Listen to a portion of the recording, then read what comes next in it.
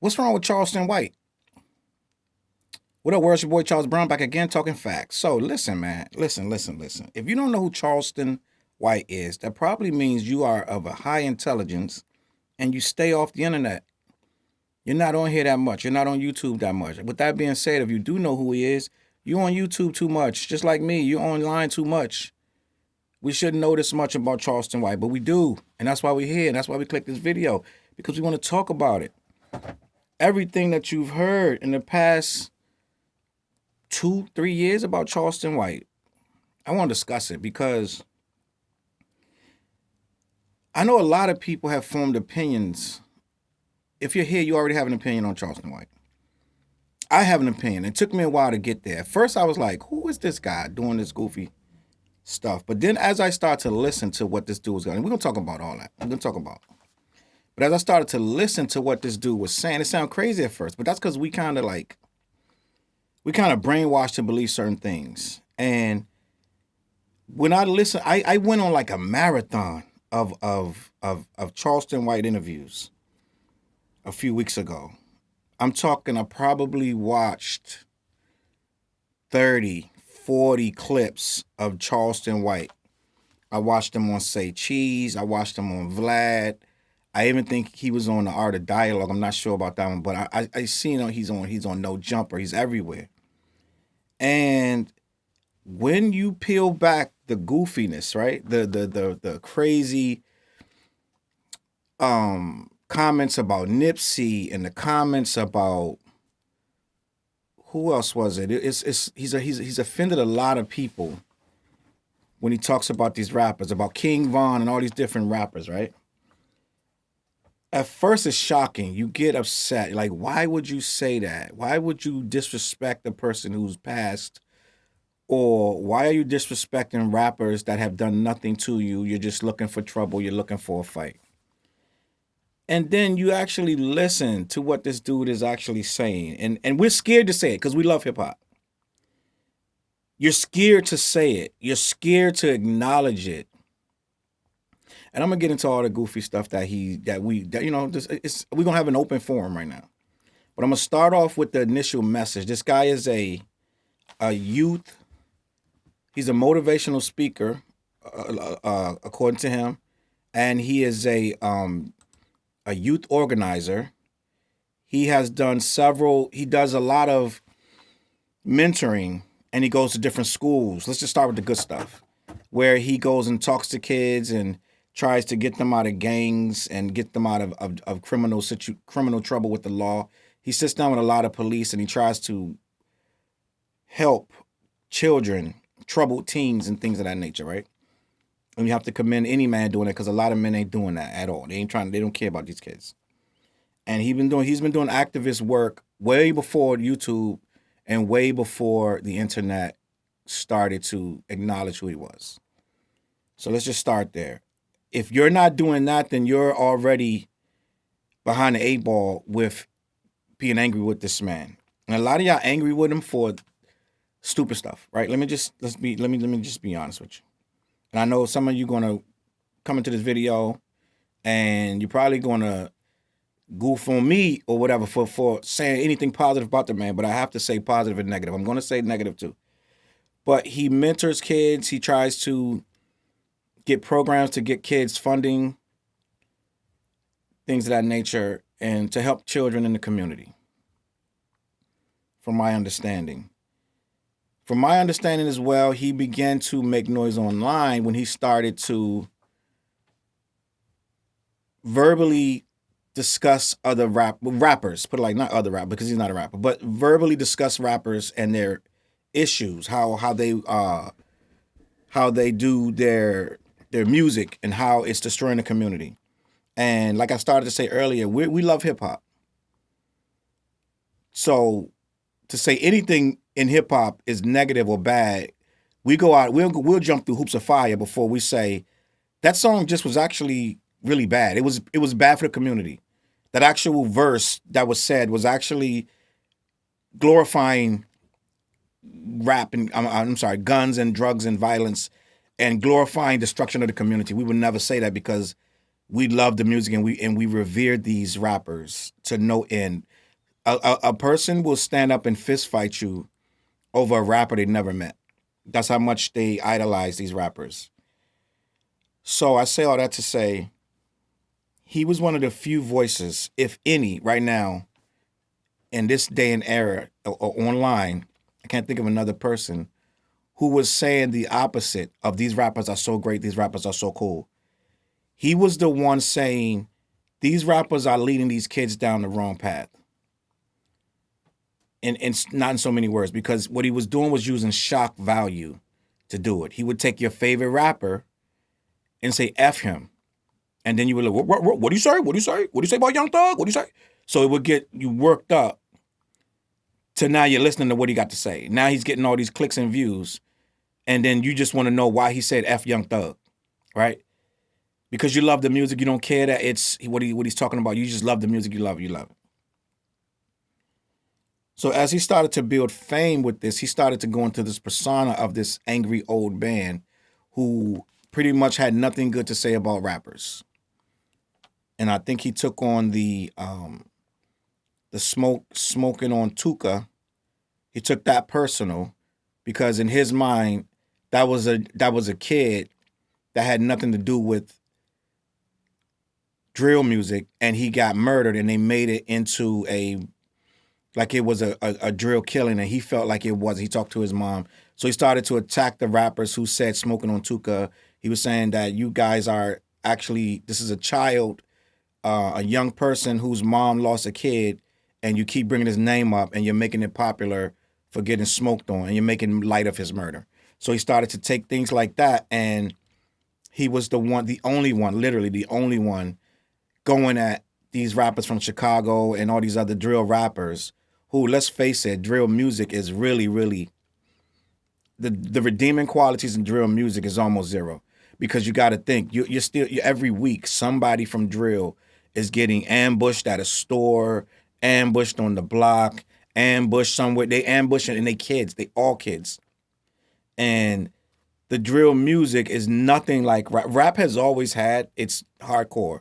We've always had gangster. We've always had, even back in the day, rap music was started so the gang fights wouldn't occur. In the very first place, we have hip hop as we know it to this day because it was trying to keep kids out of the streets from getting hurt. So the reason we even do hip hop is an alternative to violence. So when you start making things in the music that's inciting violence, you're going against what it was created for. But at the end of the day, even in the music itself, somebody's going to be a street guy and he's going to say violent things. We all get that. We understand that. But the drill music is violence on another level. They're targeting specific gang members of other gangs. They're targeting the dead ones. If you're dead, they're going to make a record about you. They're going to make a record to your boys that are still alive, taunting you, making you more upset. So it's like it's not just like gangster rap. We had gangster rap, but it was mostly about anonymous, just random, and most of these people didn't exist that they were talking about. They were just talking about, oh yeah, I smoked your homie, da, da, da, or whatever they said in the raps, right? But it wasn't for the most part, it wasn't real people pointing out real ops and saying, when I see you, it's on. I'm gonna shoot you and your whole family. Naming you on a record, making a record about you, putting it out to the world, then going on social media, bragging about the record and bragging about how when they see you, it's on and popping, when they live 2 blocks away from you. This is different, right? The drill music is different. This is not what hip hop is supposed to be. It is next level. It is taking everything about hip hop, all the bad and negative stuff about it, and has magnified it 10 times. And now you got 14-year-old kids going in the bodega not coming out again, right? You see it all the time. Every week, somebody is getting ran down on in the Bronx, in Brooklyn, wherever. These are kids they're getting their life taken over rap. I can't imagine a rap song having me murdered, shot in the head because a rap song. But that's what's going on right now. So Charleston White is the person speaking out against all of them, every single one of them. you don't get a lot of people who have the heart to say these things, right? He's talking about how degrading, how violent, and how ignorant it is, and how the community should not be allowing drill music. Like New York is trying to ban drill music. He's one of the people for that, right? Like I said, I'm going to talk about the negative and the positive. We're talking about the positive first. He's one of the people that are against a lot of the famous rappers rapping about street stuff when they're famous already. You're super famous. You got $1 million home. You got 500 grand of jewelry around your neck. Why are you still dabbing your toe in the streets talking about all these things happening on the block of who you're going to send to do what to who when you're a millionaire rapper? All that does is perpetuate the violence. And he's right. Our community has been so brainwashed, right? We think that violence is normal.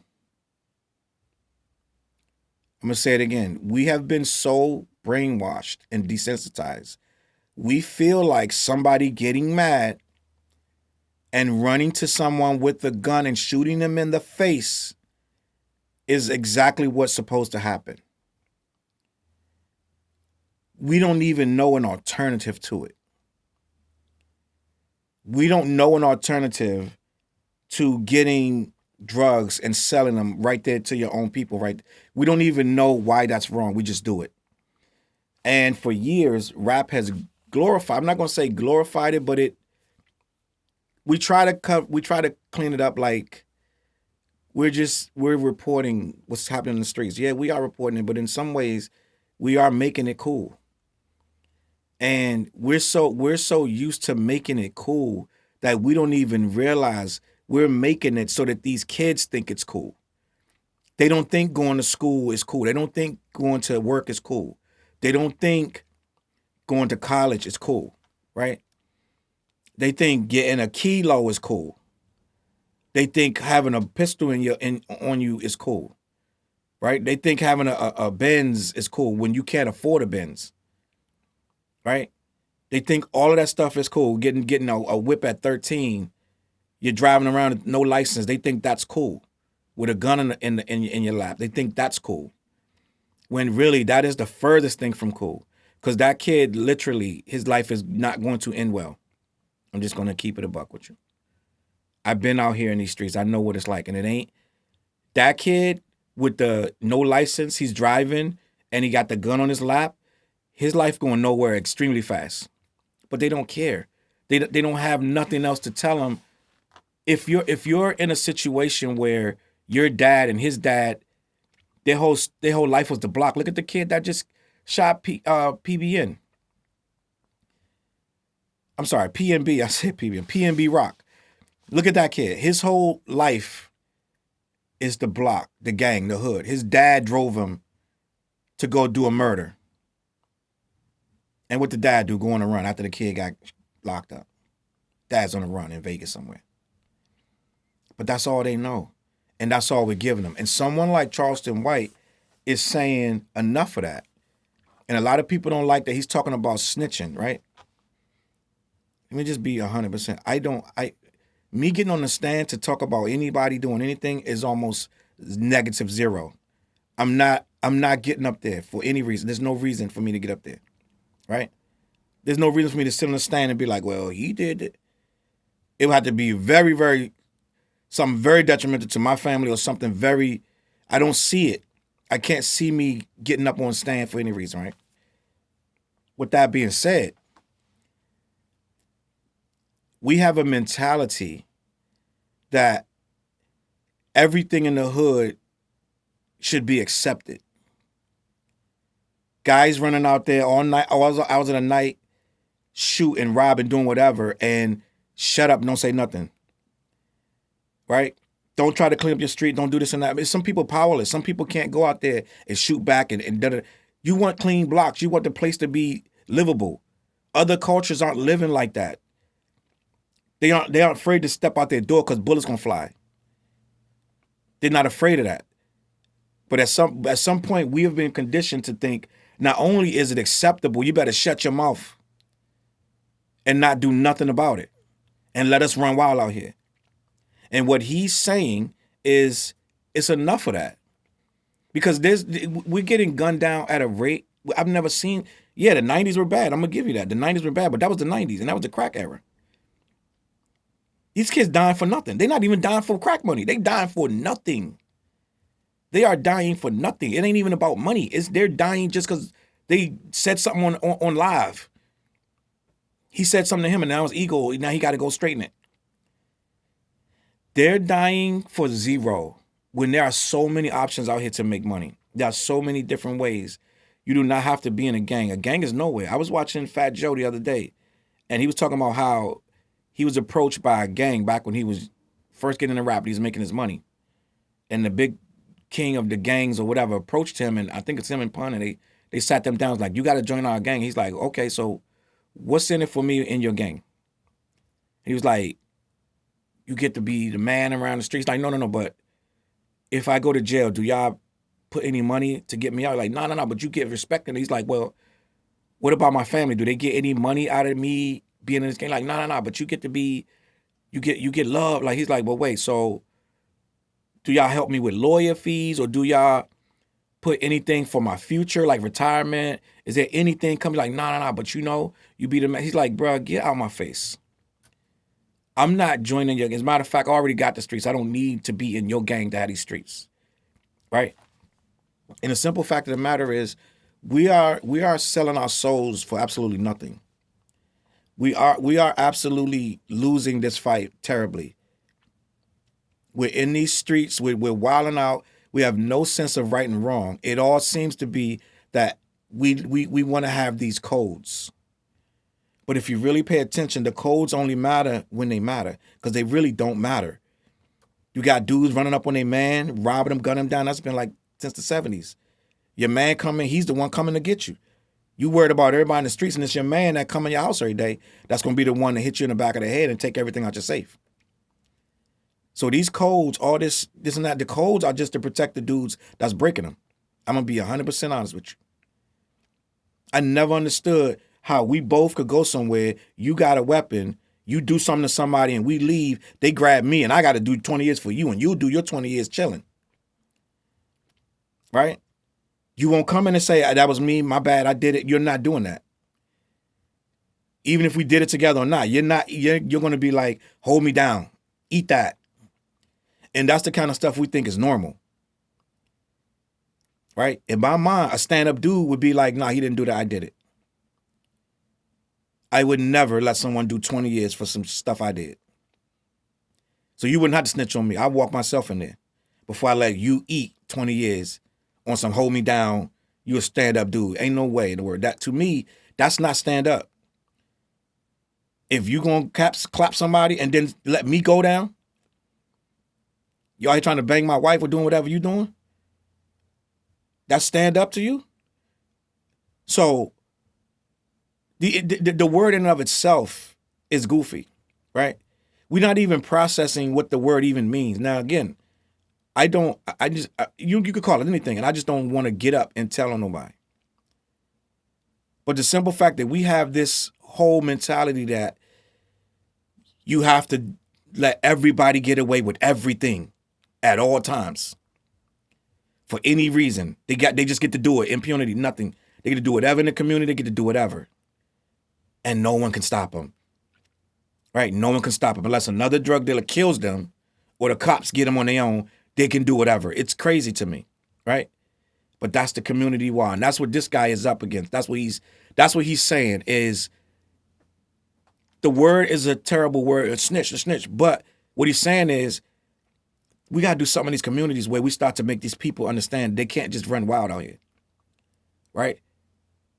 And I'm going to be 100% honest. I applaud him after I listened to it. I'm listening to it. I'm like, bruh, we really don't have nothing else out here. We can't keep living like this. This is not life. This is not life. We are absolutely in danger. We're in danger. We got to change the mentality. So if everybody understands that the crimes ain't getting it, right? The robbing and all this ain't getting it. If we put our mind to something else, you don't got to snitch on me. I don't got to snitch on you. Nobody got to be snitching on nobody because we all going to the right circles. We going to the right places. It's so much tech money. It's so much money in all kind of things. Sports. It's so much other money. You do not have to be hustling crack on the corner or meth or weed. Nothing. You don't have to. It's so many ways. It's better ways to do that you ain't got to get caught with it. So it's so many other ways to do this rather than getting in cars with a bunch of guns, going to shoot up at somebody else and hitting all the kids around there. You missing the guys you're trying to hit. That's not life, bro. We need to do better in every single way. And it ain't about snitching on nobody. It's about changing the mentality. So nobody got to snitch and nobody got to go to jail and nobody got to die. So once they understand that it's about changing the mentality, you got to hit them where they mind state first, where their mind state is at. And some of them mind state is so ghetto and so ignorant, you got to speak to them and get their attention in a ghetto, ignorant way, right? A lot of these guys ain't responsive to no messages until you piss them off, right? And then everybody's on your ass. Oh, this is what he said.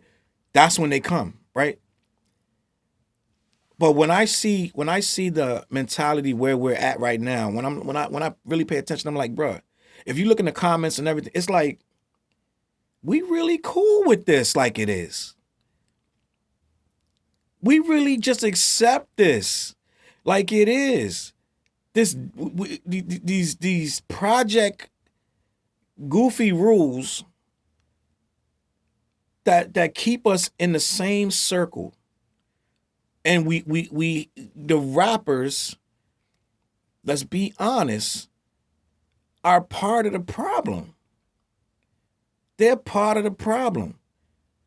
I feel like once you become a rich millionaire rapper, your only job is to uplift everybody else that you can.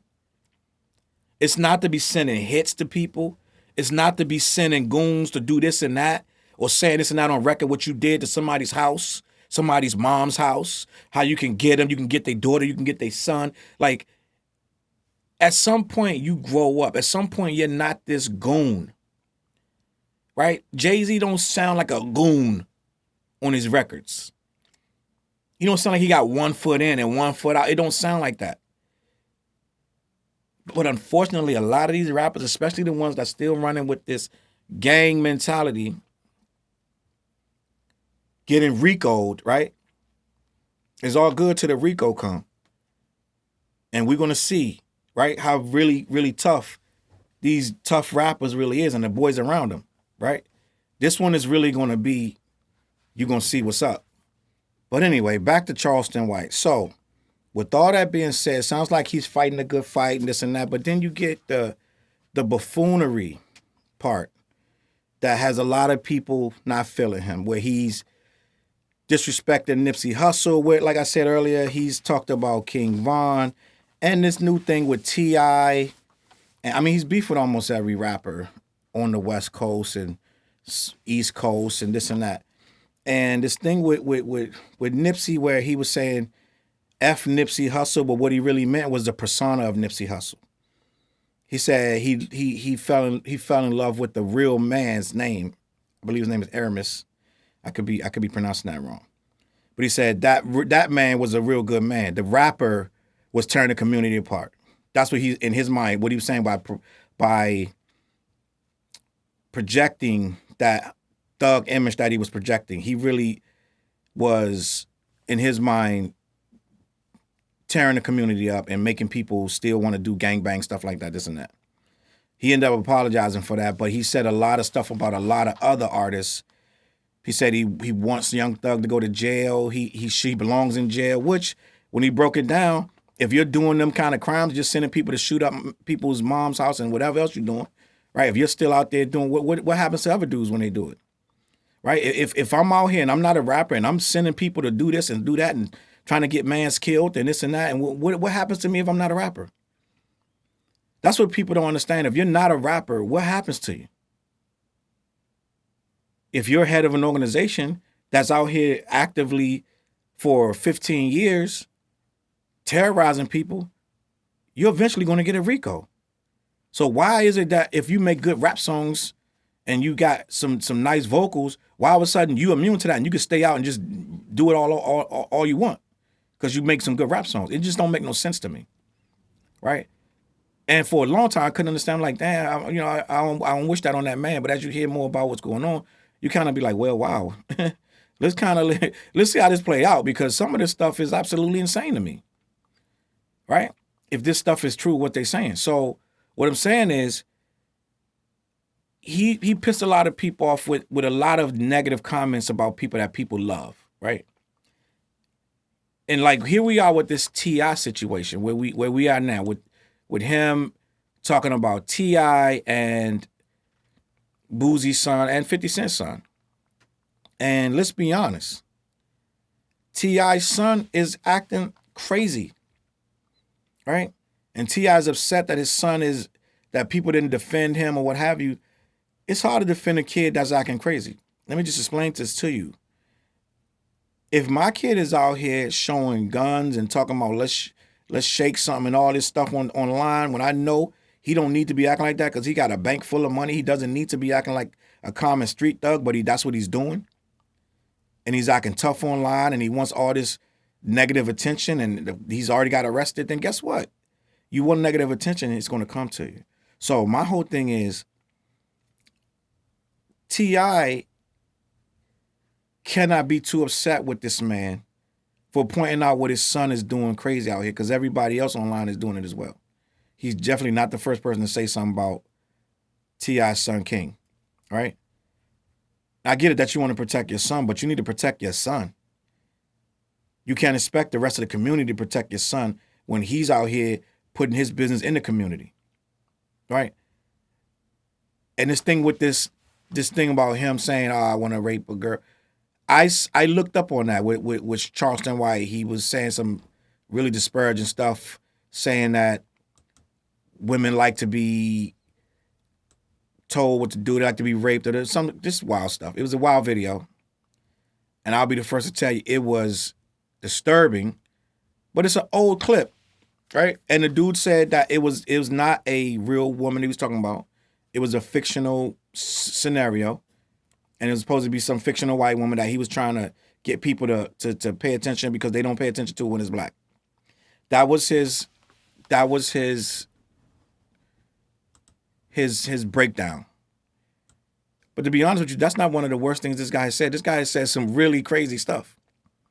Really, really crazy stuff. And I'm like, bro, for all the good things he says, it'd be some crazy weirdo stuff that he says, and it's like, why do we even give this man the time of day? But he does tell you it's a character. He says he's not like that when the camera is off, but I'm like, you're going live every day, so you like this every day then. So it's like, he's like, I'm not like this when the character is off. I'm not like this around my family, da-da-da-da. But at the end of the day, you're like this. Very, very vulgar, a lot of curse words, a lot of N-words, and just very, very disrespectful to a lot of people. So the message might be getting lost in his amount of disrespect for people. And that's the biggest issue with Charleston White. A lot of people don't like his delivery. They don't like his delivery, and now they're coming for him with this so-called rape video, right? Where he's, saying this scenario that's really, really a very bad scenario, right? So, I don't know. I'm going to tell you like this, my opinion of Charleston White. I'm going to wrap it up.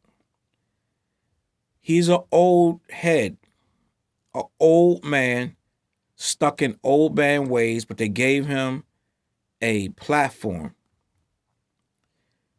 This Twitter stuff is new to old people.